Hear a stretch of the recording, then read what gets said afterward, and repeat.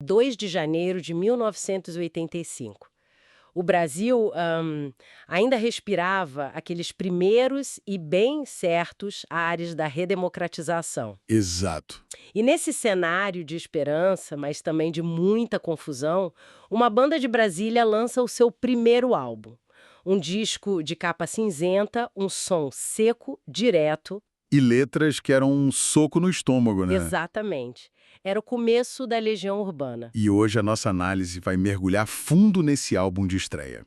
A missão aqui não é só, relembrar as músicas que todo mundo já conhece. Não, de jeito nenhum. A gente quer entender o caldeirão em que ele foi forjado, o contexto político, os conflitos que foram caóticos na produção e as histórias, sabe? Muitas vezes polêmicas, por trás de cada faixa. Entendi. O objetivo é decifrar por que um disco gravado com tanta dificuldade se tornou um marco, um verdadeiro documento de uma geração. Exato. A gente quer entender como o ambiente político de Brasília moldou aquele som, as brigas e os acasos dentro do estúdio. E, claro, vamos desvendar as curiosidades e os debates que cercam hinos como Será, Geração Coca-Cola e Ainda é Cedo. Perfeito. Para começar, eu sempre achei o som desse disco muito diferente de tudo que a Legião fez depois. É mais agressivo, mais urgente. O que estava acontecendo naquele Brasil do início dos anos 80 e principalmente em Brasília para gerar essa sonoridade tão crua? Essa é a pergunta-chave. O país vivia uma ressaca, sabe? O movimento Diretas Já tinha sido derrotado no Congresso um ano antes, então Tinha uma frustração no ar. uma frustração enorme, misturada com a expectativa da eleição indireta do Tancredo Neves, e aí você soma a isso uma crise econômica brutal com hiperinflação. Nossa. É nesse cenário de desencanto que Brasília é a capital do poder, aquela cidade planejada, fria, paradoxalmente, vira um dos epicentros do rock brasileiro. Um rock com raiva. É muito curioso pensar em Brasília, a cidade dos políticos, como o berço do punk rock, né? Totalmente. E as bandas de lá, tipo a Legião, o Aborto Elétrico, o Plebe Rude, elas bebiam direto da fonte do pós-punk britânico. As análises que a gente leu apontam influências muito claras de bandas como The Clash, The Jam e principalmente Joy Division. Ah, Joy Division faz todo sentido. Faz. Era um som que refletia a paisagem de Brasília. Cinzenta, austera, mas com uma energia contida prestes a explodir. E as letras do Renato Russo capturavam essa angústia, esse sentimento de não pertencimento que a juventude sentia. E como uma banda com esse som, que não era nada comercial, vinda de uma cidade fora do eixo Rio-São Paulo, consegue um contrato com uma gigante como a EMI? Então, foi um acaso que mudou a história do rock nacional. O George Davison, que era um jovem gerente artístico na EMI, estava ouvindo o primeiro disco dos Paralamas do Sucesso, o Cinema Mudo. Certo. E ele se deparou com uma faixa chamada Química. A música era de autoria do Renato Russo. E ele gostou da música? Na verdade, ele achou a música em si apenas razoável, mas nas palavras dele, que constam em várias entrevistas, ele ouviu ali um excelente cantor com letras impressionantes. Nossa, a força da letra, então. A força poética do Renato saltou os ouvidos dele. Ele ficou tão intrigado que decidiu ligar para Brasília, conseguiu o telefone do Renato e fez o convite para a banda ir ao Rio de Janeiro gravar o material. E imagina a empolgação dos garotos recebendo uma ligação dessas. Pois é aí que a história fica interessante. Segundo o próprio Davison, o Renato Russo foi extremamente profissional, quase frio. Sério? Sério. Ele não demonstrou emoção, mas fez uma série de perguntas técnicas sobre o contrato, sobre o estúdio, sobre a gravadora, como se já fosse um veterano em negociação. Ele aceitou o convite e a Legião Urbana se tornou a primeira banda que o George Davidson contratou para o selo nacional da EMI. Que responsabilidade! Um risco enorme na época. Ok, então eles chegam ao Rio de Janeiro cheios de sonhos, mas os relatos da época descrevem um processo de gravação que foi um verdadeiro pesadelo. Parece que tudo que podia dar errado deu. Foi uma sequência de desastres. A ideia inicial da EMI era bem modesta, gravar só um compacto com 2 músicas. Só isso. Só. Mas o primeiro grande obstáculo foi encontrar um produtor. O primeiro nome convidado foi o Marcelo Susequinde, da banda Erva Doce, que era um produtor em ascensão. E aí? Ele ouviu a fita demo e simplesmente recusou. Disse que não tinha entendido a proposta da banda. Que balde de água fria. Um começo desanimador. Muito. A segunda tentativa foi com Rick Ferreira, um guitarrista renomado que tocava com o Raul Seixas. Aí o problema foi o oposto. As divergências artísticas foram gigantescas. Como assim? A banda queria um som seco e direto, e o Rick queria colocar arranjos mais elaborados, mais virtuosismo. A coisa não andou.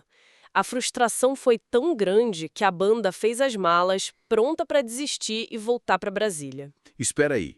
Então, a história do disco mais importante do rock brasileiro dos anos 80 quase acabou antes mesmo de começar. Exatamente. Foi por muito pouco. Quem salvou a situação foi o Marton Bahia, outro executivo da EMI. Ele os encontrou no hotel, sentou com eles e deu uma aula de como a indústria musical funcionava. Ah, que bom. Ele explicou que essas dificuldades eram normais e que eles precisavam ter paciência, persistência.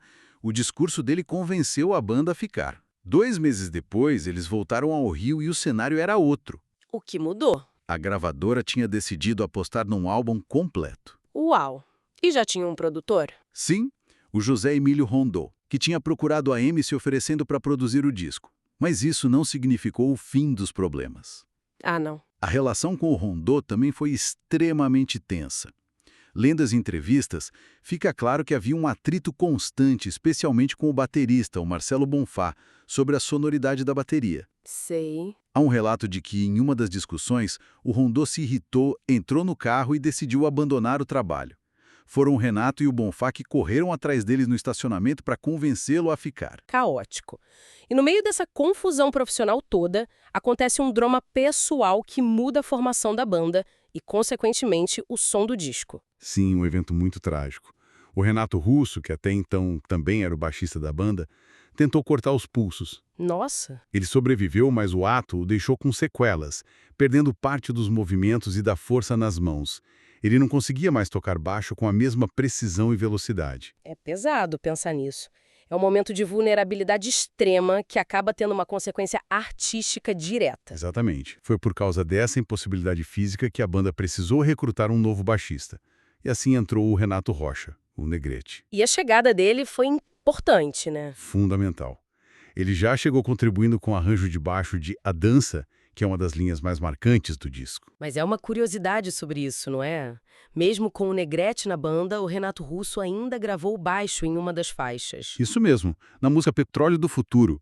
Aparentemente, o Renato Rocha teve dificuldade para executar a linha de baixo, que era bem complexa e que o Russo tinha criado. Ah, entendi. Como era uma criação muito pessoal, o próprio Russo, mesmo com as limitações, foi para o estúdio e gravou o baixo daquela faixa. O que nos leva à busca pela sonoridade. O que exatamente eles queriam? Por que tanta briga com os produtores? O Renato Russo era obcecado com uma ideia: a autenticidade. Ele queria que o disco soasse como se a banda estivesse tocando ao vivo na sua frente. Entendi. Um trabalho simples, com poucas firulas musicais, como descrevem as fontes. Ele queria a energia do palco, a crueza dos ensaios, com todos os músicos tocando juntos na mesma sala. Certo. No entanto, na avaliação amarga do próprio Renato, só uma música em todo o álbum atingiu esse ideal: E qual foi? Petróleo do Futuro, justamente a que ele gravou o baixo. Segundo relatos do processo, para conseguir aquele som, eles fizeram algo pouco ortodoxo para a época. Gravaram todos juntos no mesmo ambiente, Ah, é? com os amplificadores de guitarra e baixo virados um para o outro em volume altíssimo. Isso permitia que houvesse microfonia, que o som da bateria vazasse para o microfone da voz. Era esse caos que ele queria? Esse caos controlado, essa sujeira sonora, era o que o Renato queria para o disco inteiro, mas que ele sentiu que a produção limpou demais nas outras faixas. É incrível. Agora, vamos mergulhar nas faixas, porque cada uma parece ter um universo próprio de histórias e polêmicas. Começando pelo primeiro grande sucesso, Será. Será é um caso fascinante. Uma das fontes traz uma história muito emocionante de um fã que abordou a banda para contar que foi concebido pelos pais ao som dessa música. Nossa, que forte. Ela se tornou uma trilha sonora para a vida das pessoas. O próprio Renato, quando perguntado sobre o significado, dizia que a letra é sobre o retorno da democracia na América do Sul. Aham. Mas ele sempre insistia que suas letras eram abertas. A pergunta, será só imaginação, podia ser sobre um amor, uma dúvida existencial, qualquer coisa. Mas essa música, que parece tão universal, também nasceu cercada de controvérsias bem sérias. Sim, duas grandes polêmicas. A primeira foi uma acusação formal de plágio. Um músico entrou na justiça alegando que a Legião tinha copiado uma canção dele. Eita! O processo foi longo e desgastante. Foi tão complexo que até a cantora Simone, que regravou o Será com grande sucesso, foi intimada a depor, como ela mesma disse, em tom de ironia, como cúmplice da quadrilha. Meu Deus. No final, a Legião foi inocentada. E a outra polêmica é sobre a letra. Uma suposta inspiração bem direta, para não dizer outra coisa. Exato. Essa é uma alegação apontada pelo crítico musical Regis Tadel em seus textos. Ele afirma que os versos de abertura da música Tire suas mãos de mim, eu não pertenço a você, Sei, os versos icônicos. seria uma tradução literal de um trecho da canção Say Hello, Wave Goodbye da banda britânica Soft Cell, que diz Take your hands off me, I don't belong to you. Nossa, é idêntico. A semelhança é inegável. Totalmente. É incrível como a música que se tornou o primeiro grande hit já nasceu cercada de tanta polêmica. Mas a gravadora, na verdade, estava apostando todas as fichas em outra faixa, não é? Com certeza. Para os executivos da EMI, a música de trabalho, o hino em potencial, era Geração Coca-Cola. Certo. Mas eles tinham um pavor da sonoridade punk da banda. O George Davidson, o diretor artístico, foi muito esperto. Para conseguir a aprovação da diretoria para a música, ele mostrou apenas a letra. Só a letra. E o que eles imaginaram? Lendo aqueles versos de protesto, a diretoria imaginou uma canção folk, algo na linha de Bob Dylan ou Bob Seger, com violões, uma coisa mais leve. palatável, exato. O choque foi enorme quando a banda apresentou a versão que a gente conhece, pesada, sarcástica, um ataque direto ao imperialismo cultural americano. Imagino a confusão. Houve uma pressão enorme para que eles gravassem uma versão mais leve, mas a banda bateu o pé. A versão que entrou no álbum foi, segundo eles, menos crua que a original, mas totalmente fiel ao espírito que eles queriam. Falando em espírito, vamos para Ainda é Cedo. Existe uma musa inspiradora real por trás dessa letra, uma figura quase mítica na história da banda? Sim, e as fontes que a gente analisou finalmente revelam quem é. O nome dela era Mariane. Ela foi um dos grandes amores da juventude do Renato Russo em Brasília. Ah, que legal! E o mais curioso é que ela não inspirou apenas uma música, mas duas músicas famosas da Legião, Ainda é Cedo e Andréia Dória, do álbum 2, foram feitas para a mesma pessoa em momentos diferentes da relação deles. Que interessante! E a inspiração musical da canção? Também há muita discussão sobre isso? Muita. Por anos, a acusação mais comum era de que a linha de guitarra seria muito parecida com New Year's Day, do U2. E eu já ouvi essa comparação. Pois é, o guitarrista Dado Villa-Lobos sempre negou essa influência com veemência. Outros analistas apontam uma semelhança rítmica com a versão que a banda The Cartoons fez para Love's the Drug, do Roxy Music. Entendi. O fato é que a música se tornou um clássico absoluto, e era o momento em que o Renato Russo mais gostava de improvisar nos shows. Existem gravações não oficiais, com versões de Ainda é Cedo, que chegam a durar 20 minutos. E 20 minutos? Agora vamos para duas faixas que, no script original, passaram um pouco batido. A Dança e Soldados. Em A Dança, tem uma participação especial que ficou escondida por décadas. Exatamente. Em uma das primeiras demos da música, gravada ainda com o produtor Marcelo Susequinde, antes de toda a confusão, o solo de guitarra foi gravado por um convidado ilustre, Herbert Viana, dos Paralamas do Sucesso. Que máximo! Era um reflexo da amizade e da cena que as duas bandas construíram juntas. Essa versão, no entanto, só foi revelada e lançada oficialmente 30 anos depois, na edição comemorativa do álbum. E Soldados? Também carrega uma controvérsia de plágio, como será? Correto.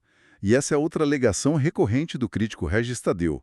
Ele afirma que Soldados seria um decalque, uma cópia quase nota por nota, de uma música chamada Independence Day, da banda pós-punk britânica The Comset Angels. E quais seriam as semelhanças, exatamente? A alegação se baseia na estrutura melódica e, principalmente, na atmosfera da canção. O tom melancólico, a linha de baixo condutora e a progressão de acordes em ambas as músicas são, de fato, muito parecidas. Então não é a letra, é a música mesmo. Exato, não é uma cópia da letra como no caso de Será, mas uma semelhança musical que muitos consideram grande demais para ser coincidência. Para fechar essa análise das faixas, temos a história que talvez seja a mais surpreendente de todas, a de Por Enquanto. Essa história é fantástica porque ela resume o misto de caos e genialidade daquelas gravações.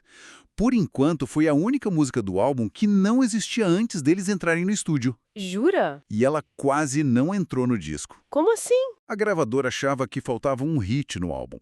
Então a EMI pressionou a banda para que regravassem Química, a música que já tinha sucesso na voz dos Paralamas. Seria uma aposta segura. Claro. Só que a banda se recusou terminantemente. Eles não queriam regravar material antigo.